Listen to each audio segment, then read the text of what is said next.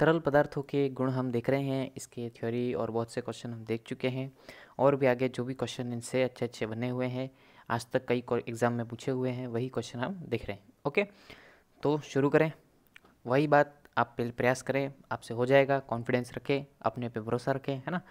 आप प्रयास ज़रूर करें, फिर कहीं दिक्कत आती है तो आप सॉल्यूशन देखेंगे। ओके, शुरू करते हैं। एल आकार की एक नली ली है जिसको चित्रानुसार जल की बहती धारा में रखा है ना। तो नली का ऊपरी सिरा द्रव की सतह से 10.6 सेमी ऊपर है ना। तो नली से बाहर ऊपर की ओर निकलने वाली धारा की ऊंचाई क्या होगी, जिसमें जल धारा का वेग आपको दे रखा है। करो प्रयास। फॉर्मूला तो वही इजी सा है, वेग वाला, है ना। v बराबर √2gh वाला, है ना। वेग बराबर यही फॉर्मूला हमने लगाया कई बार, है ना। तो कई सवालों में हमने यूज़ किया है, वही फॉर्मूला यहाँ लगाएंगे, है ना। उससे आपको h निकालना है। इसमें थोड़ा सा इसमें ध्यान देना है, इस चित्र को समझना है। इस चित्र में थोड़ा सा इन्होंने समझने की बात यह है कि पानी तो यहाँ तक है ना, मतलब पानी यहाँ से बह रहा है और बाकी ये जो है वो ऊपर है ना। इसको थोड़ा 3D में इमेजिन करने की कोशिश करना आप इस चित्र को, कि जैसे ये पानी बह रहा था, है ना, जैसे ये पानी बह रहा है आपका, है ना। तो इसके अंदर एल आकार की नली रखी है, तो जैसे हमने रखी है एल आकार की नली, है ना। तो ये जो सिरा है वो तो पानी के अंदर है, ये नीचे वाला, है ना। बाकी ये सिरा ऊपर हवा में है। और आपको हाइट किसकी पूछी है, इस पानी से, फिर इस पाइप से मुंह से फिर पानी निकलेगा, है ना। ये ऐसे पानी निकलेगा, तो इस अधिकतम यहाँ पे ऊंचाई तक जाएगा वो पानी। तो आपको यहाँ से टोटल हाइट पूछी है, यहाँ से लेके यहाँ तक हाइट आएगी आपकी। फिर आपको पूछा क्या है इसने, कि नली का ऊपरी सिरा द्रव सतह से 10.6 सेमी ऊपर है, यानी कि यहाँ तक तो पाइप है ना। और इसके बाद नली बाहर ऊपर की ओर निकलने के बाद निकलने वाली धारा की ऊंचाई होगी, है ना। यानी कि आपको ये हाइट पूछी है, ये, है ना, समझे। ये देखो, ये आपको ये हाइट पूछी है, आपको ये वाली हाइट दे रखी है पाइप की इतनी, है ना। ये वाली हाइट आपको दे रखी है, और अगर आप अभी फॉर्मूले से निकालोगे एच से, तो उसमें टोटल हाइट ये आएगी, है ना। तो आप क्या करोगे, जो टोटल हाइट एच आएगी अभी, उसके अंदर उस एच में से आप ये जो पाइप की हाइट है 10.6 सेमी, वो घटा दोगे, तो आपको ये पाइप के सिरे से लेके द्रव का जो भी ऊपर अधिकतम ऊंचाई है वहाँ तक का आपको एच मिल जाएगा। क्लियर है। अभी करते हैं, समझ में आ जाएगा, है ना। देखो साहब, क्या करेंगे, पहले तो खुद प्रयास करना है ना। हाँ देखो साहब, फॉर्मूला वही, v बराबर √2gh। ओके, दोनों का स्क्वायर कर दो, v स्क्वायर बराबर 2gh। हमारा उद्देश्य क्या है, हमको क्या निकालना है, h। तो क्या आ गया, v square upon 2g। Clear है यहाँ तक, कोई दिक्कत नहीं। अब इसके अंदर आपको v कितना दे रखा है, 2.45, है ना। और 2g तो आपको पता है, हम कितना लेते हैं, g 10। ओके, बस कुछ नहीं करना है। अच्छा, ये वी स्क्वायर है ऊपर, है ना, ध्यान रखना, ये गलती हो जाती है कभी जल्दबाजी में, है ना। 2.45 का स्क्वायर है, तो लगभग 2.45 का स्क्वायर लगभग 6 के आसपास आता है। तो आपका वैल्यू आ जाएगा यहाँ पे लगभग 6 बटा कितना है, 2 × 10, ये आ जाएगा 2 × 6, है ना। तो 3 बटा 10 का मतलब होता है 0.3, है ना। तो आपका एच आ गया कितना, 0.3 मीटर, है ना। जबकि आपको क्वेश्चन में जो पाइप की हाइट है वो कितनी दे रखी है, 10.6 सेंटीमीटर, है ना। तो आपको इसको किस में बदलना पड़ेगा, सेंटीमीटर में। तो आपको मीटर में दे रखा है, तो हम इसको किस में बदल लेते हैं, सेंटीमीटर में। तो सेंटीमीटर में बदलने के लिए क्या करते हैं, 100 का गुणा, है ना। ये बेसिक गणित तो आपको ध्यान रखनी है। तो 0.3 मीटर इंटू 100 कर देंगे तो सेमी में आ जाएगा, तो सेमी में कन्वर्ट कर लिया तो कितना आ गया, एच बराबर 30 सेमी। ओके, अब ये टोटल हाइट आई है ना। आपको क्या चाहिए, पाइप के ऊपर जो द्रव है ना, वहाँ उसकी हाइट चाहिए। तो आपको क्या करना पड़ेगा, जो टोटल हाइट है 30 सेमी, उसमें से जो पाइप की हाइट है कितनी है, 10.6, वो आपको माइनस कर देनी है। तो कितना आ जाएगा, ये लगभग आ जाएगा ये 19.4 सेमी। ओके, समझ में आया, है ना। तो अब देखो ऑप्शन, देखो क्या आ रहा है,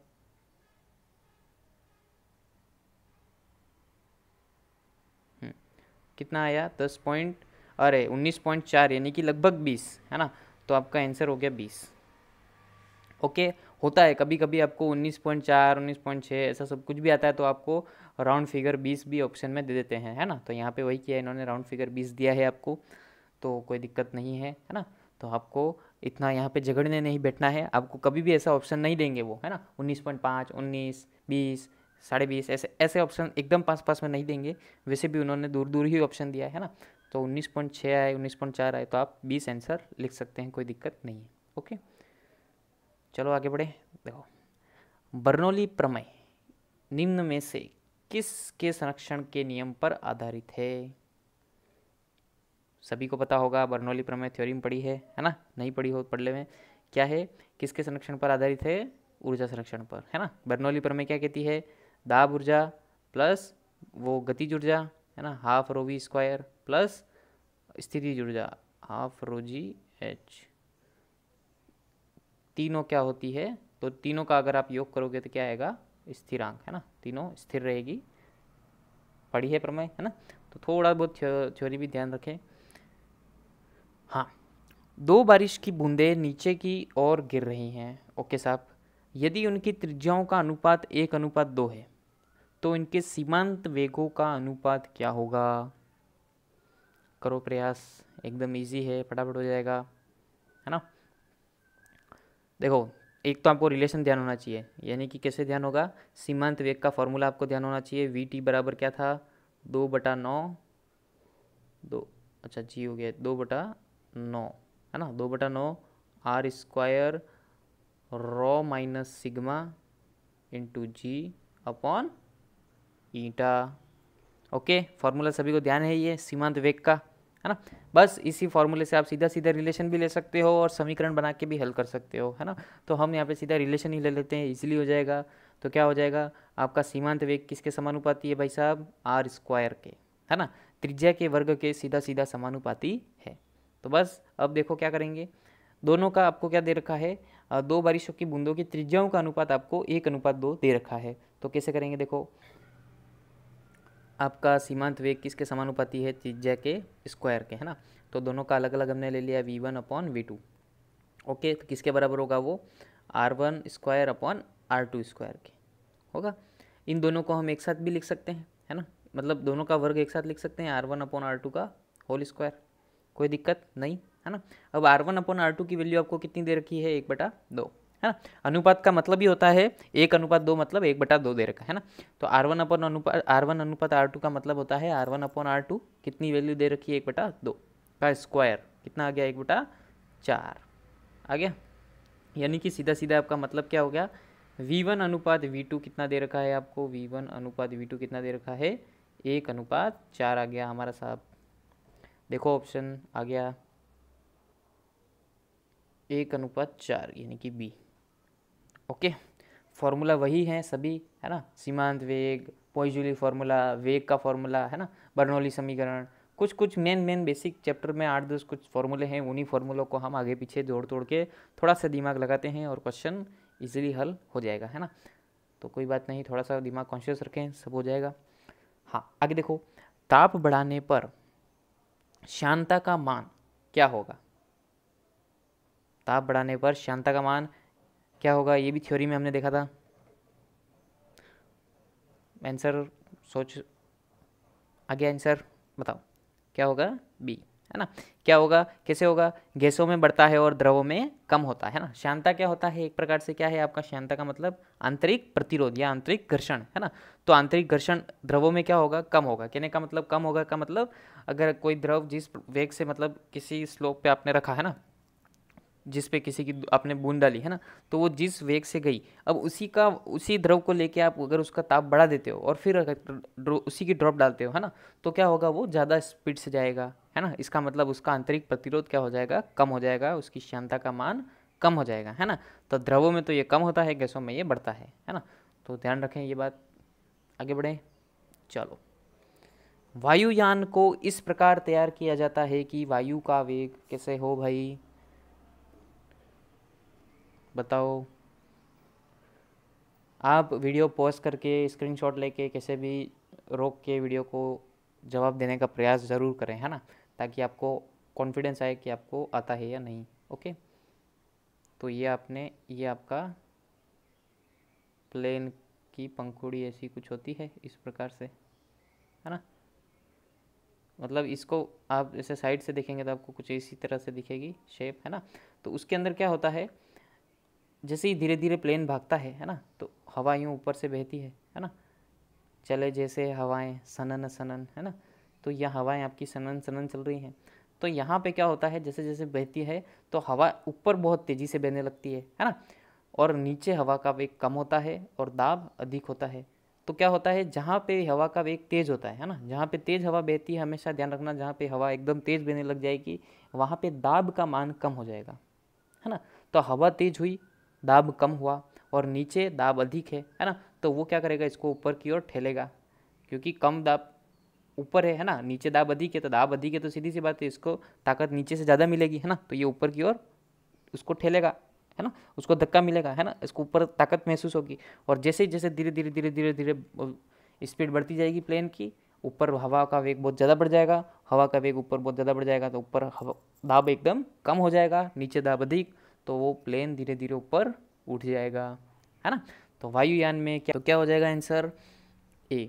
ऊपरी सतह पर वायु का वेग निचली सतह की अपेक्षा अधिक होता है ना। ऊपर हवा का जो वेग होता है वो, यहाँ ऊपर बहुत हवा का वेग ज़्यादा होता है और दाब कम होता है ना, और नीचे दाब अधिक होगा। ओके, जिस कारण वो उसको धीरे धीरे ऊपर उठने में बहुत सहायता होगी, है ना। आगे देखो साहब, किसी केश नली त्रिज्या ए से धारा जल धारा रेखीय स्थिति में प्रवाहित हो, दाबांतर P व प्रवाह दर Q है। ओके, फिर क्या किया, त्रिज्या को आधी कर दिया और दाब को डबल कर दिया, तो प्रवाह दर क्या होगी, है ना। तो ये प्रवाह दर वाला फॉर्मूला कौन सा है भाई, पोइजूली फार्मूला, है ना।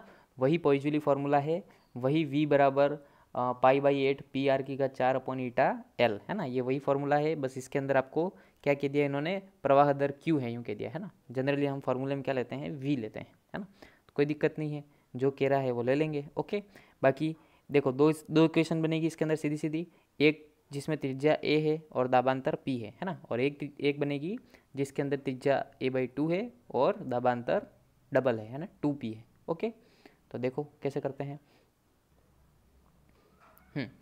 हमारा फॉर्मूला वही, v बराबर, v की जगह हम क्या ले रहे हैं, यहाँ q ले रहे हैं, क्योंकि हमको प्रवाह दर q यूँ बोल रखा है, तो हम q ले लेते हैं, कोई दिक्कत नहीं, है ना। π/8 PR⁴ है ना। ये फॉर्मूला आपको सभी को ध्यान होगा। अब इसके अंदर r की जगह भी अपने को क्या दे रखा है, त्रिज्या a दे रखी है, तो हम यहाँ पे a ले लेते हैं, है ना। r की जगह भी क्या ले लेते हैं, a, है ना। आपको दे रखा है कि a है, तो हमने a ले लिया। ओके, ये हो गया आपकी समीकरण 1। ठीक है, अब दूसरी समीकरण क्या है, वही v बराबर, फॉर्मूला तो हमारा वही चलेगा, v बराबर π/8, है ना। अब इसमें आपको p की जगह क्या रखना पड़ेगा, 2p, है ना, क्योंकि नया आपको क्या दे रखा है, दाब को क्या कर दिया 2 गुना, तो हमने क्या ले लिया, p की जगह ले लिया 2p। ओके, और त्रिज्या को कर दिया आधी, है ना, तो a को क्या कर दिया है, a/2, है ना, a/2 और घात तो 4, फॉर्मूला वही रहेगा, है ना, η/L। जो चेंजेस बोला है वो चेंजेस हम कर देंगे, बाकी जो है वही रहेगा। ओके साहब, अब देखो क्या हो जाएगा, v बराबर π/8 p(a⁴)L। जो मेन फार्मूला था वो हमने पीछे ले लिया, अब जो एक्स्ट्रा है हम उसको आगे ले लेते हैं, यानी कि एक तो ये 2 एक्स्ट्रा है तो हमने 2 को एक्स्ट्रा आगे ले लिया। ओके, और यहाँ पे बटे में कितना है, a/2 कितना होता है, 16, है ना, 2/16 हमने आगे ले लिया। ओके, तो अब ये जो है आपका वो पूरा फार्मूला क्या है, जो Q है ना, Q को देख सकते हो आप समीकरण 1 को, है ना। तो आप यहाँ पे एक साइड में लिख सकते हो, समीकरण 1 से इस पूरे को हम क्या लिख सकते हैं, Q लिख सकते हैं। तो लिख दिया हमने v बराबर 2/16 और इसकी जगह हमने लिख दिया Q, है ना। 2/16 कितना होता है, 1/8, है ना। तो ये आपका आ गया v बराबर Q/8। क्लियर, देखो ऑप्शन Q/8, क्लियर, आ गया, इजी है। देखो साहब, अंतिम क्वेश्चन आज का, एक असमान अनुप्रस्थ परिच्छेद की क्षैतिज नली में द्रव प्रवाह धारा रेखीय प्रवाह है। नलिका में उस बिंदु पर जहां अनुप्रस्थ परिच्छेद 10 सेमी स्क्वायर है, वहां पर जल का वेग 1 मीटर प्रति सेकंड तथा दाब 2000 पास्कल है ना। उस बिंदु पर दाब जहां अनुप्रस्थ परिच्छेद 5 सेमी स्क्वायर है होगा, कहने का मतलब आपको सेकंड वाला यानी कि P2 निकालना है आपको। देखो क्या करना है इसके अंदर, यहाँ पे आपको जैसे ये एक नली है, ये ऐसी एक नली है ना, थोड़ा सा चित्र कैसा भी हो चलेगा। यहाँ पे आपको क्या दे रखा है, एक तरफ ये आपको दे रखा है अनुप्रस्थ काट का कितना है 10 सेमी स्क्वायर, ओके, और एक तरफ कितना है ये 5 सेमी स्क्वायर का है, ओके। एक तरफ का आपको वेग कितना दे रखा है, यहाँ पे v है आपको कितना दे रखा है 1 मीटर प्रति सेकंड ये दे रखा है ना, और दाब यहाँ पे आपको दे रखा है ये 2000 पास्कल, ओके। तो आपको यहाँ पे एक तो यहाँ का वेग नहीं पता है, यानी कि आपको ये पूरा वन साइड हो गया, ये पूरे टू साइड हो गई, ओके। तो आपको टू साइड का यानी कि V2 नहीं पता है और आपको P2 भी नहीं पता है, और आपको P2 ही ज्ञात करना है ना। सवाल में क्या पूछा है इन्होंने, उस बिंदु पर दाब जहाँ अनुप्रस्थ परिच्छेद 5 सेमी स्क्वायर है ना, यानी कि यहाँ पे आपको P2 की वैल्यू निकालनी है। तो देखो साहब कैसे करोगे, लगाओ थोड़ा सा दिमाग, फॉर्मूले वही हैं है ना, फॉर्मूले वही हैं, कोई नया फॉर्मूला नहीं लगाया है, थोड़ा सा आपको दिमाग लगाना है। देखो क्या करेंगे, सबसे पहले तो हम निकालेंगे V2 है ना, क्योंकि P निकालने के लिए, दाब निकालने के लिए हमको वेग की ज़रूरत होगी 5 सेमी स्क्वायर जहाँ अनुप्रस्थ काटे वहाँ पे है ना। तो वही फॉर्मूला A1V1 बराबर A2V2, ओके। A1V1 बराबर A2V2, तो A1 कितना दे रखा है आपको 10 सेमी स्क्वायर है ना, तो 10 लिख दिया, इनटू V कितना दे रखा है आपको 1 मीटर प्रति सेकंड, तो हमने V का मान रख दिया, बराबर A2 कितना दे रखा है 5 सेमी स्क्वायर, तो 5 रख दिया, और V2 आपको निकालना है, क्लियर। तो V2 कितना आ जाएगा, V2 बराबर आ जाएगा 10/5, यानी कि ये आ गया 2 मीटर प्रति सेकंड।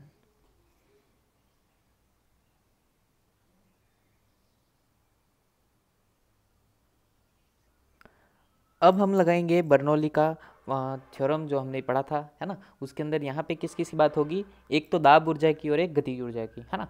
यहाँ पे केवल दो की बात हो रही है, दो के लिए हम बात करेंगे, केवल दाब ऊर्जा और गतिज ऊर्जा दोनों पॉइंटों पे क्या होगी सेम है ना। तो दाब ऊर्जा यानी कि P1 प्लस गतिज ऊर्जा half rho V square rho V1 square बराबर P2, सेकंड पॉइंट पे भी दोनों का योग यानी कि ये क्या होगा, दोनों सेम होगा, ओके, कोई दिक्कत। चलो अब क्या करेंगे, P1 कितना निकाला हमने, सॉरी दे रखा है P1 तो 2000 पास्कल, आपको 2000 पास्कल आपको P1 दे रखा है, ओके। प्लस हाफ रो कितना लेते हैं हम पानी के लिए 10⁻3, V1 कितना है, V1 दे रखा है हमको 1 है ना, 1 का स्क्वायर 1, और 1 गुणे में लिखो चाहे नहीं लिखो कोई दिक्कत नहीं है ना, कोई मतलब ही नहीं है, ओके।